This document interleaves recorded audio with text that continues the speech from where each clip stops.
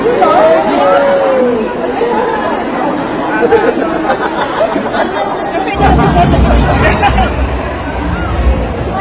sorry. Sino na lang pala?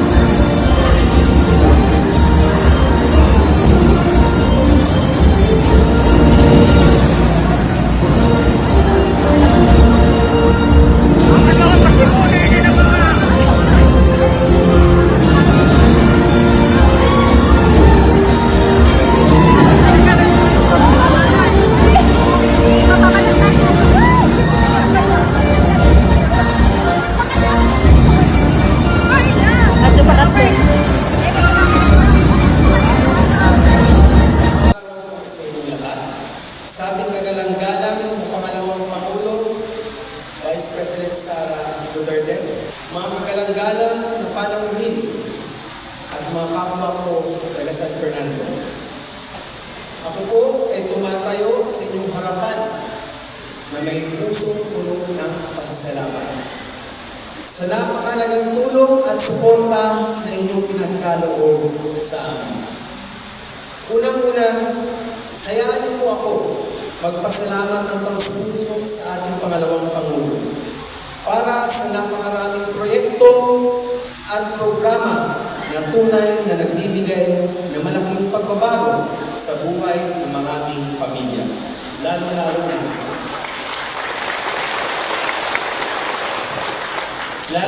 na dito sa atin sa San Fernando. Ang inyong GIP program ay nagbigay ng mga oportunidad sa kabataan upang magkaroon ng mahalagang karanasan sa trabaho at mapaunlad ang kanilang kakayahan para sa mas maliwanag na kinabukasan. Ang programang ito ay hindi lamang isang pagkakataon para sa trabaho, ito ay pamumuhunan sa potensyal ng ating kabataan upang ihanda sila para sa mga hamon at layunin na hinaharap. Ang inyong tupad program ay isa ring napakalaking biyaya sa aming mga residente. At a time when livelihoods and opportunities are scarce, the initiative has provided immediate assistance and work to those who need it most. Sa pamamagitan ng programang ito, naiangat ang maraming individual at pamilya, hindi lamang sa aspeto ng pinansyal, kundi pati sa kanilang dignidad at layunin sa buhay. Lubos din po kami nagpapasalamat sa medical mission at tulong medikal na inyong naiparating sa aming bayan. Ang kalusugan ay isang pangunahing pangangailangan at isang anyong walang pagod na pagsisikap na dalhin ang serbisyong ito ng mas malapit sa tao. Nagpakita ang inyong tunay ng malasakit sa kapakanan ng aming komunidad. Dagdag pa rito ang mga proyektong gift-giving na inyong pinangunahan ay nagdulot ng kagalakan at kaginhawaan sa napakarami, lalo na sa mga panahong pangangailangan. Ang mga kilos na ito ay nagpapaalala sa amin na kahit gaano man kahirap ang buhay, hindi tayo nag-iisa. The Office of the Vice President, through the leadership of VP Sara Duterte, have shown that compassion and generosity can be powerful forces for change, uniting communities, and lifting spirits. Sa ngalan ng bayan ng San Fernando, ipinapaabot ko po ang taus-pusong pasasalamat at pinakamataas na respeto. As we move forward, naway magtulungan tayo upang mapanatili at mapalawak ang mga nasimulan ninyong progreso. Tinitiyak po namin sa inyo, mahal na Pangulo, ng mga tao ng San Fernando ay handang sumuporta at itaguyod ang inyong adhikain para sa isang mas maunlad at exclusive program. Muli, mula sa aming mga puso, maraming salamat po sa pagiging inspirasyon at pag-asa para sa mga tao sa San Fernando. May you continue to be blessed with wisdom, strength, and the support of the Filipino people as we lead our nation towards greater heights. Thank you. May naaga e mabuhay po kita tanan.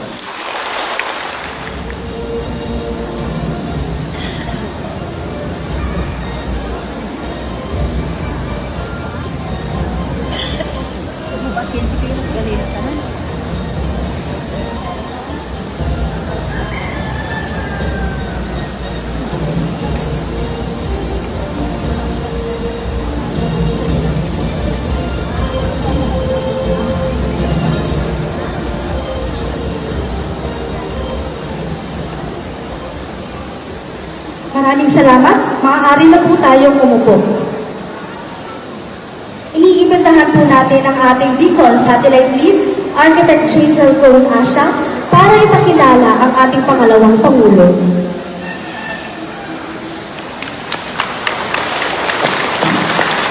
Good morning, ladies and gentlemen, the Vice President of the Republic of the Philippines, Honorable Sara Z. Duterte.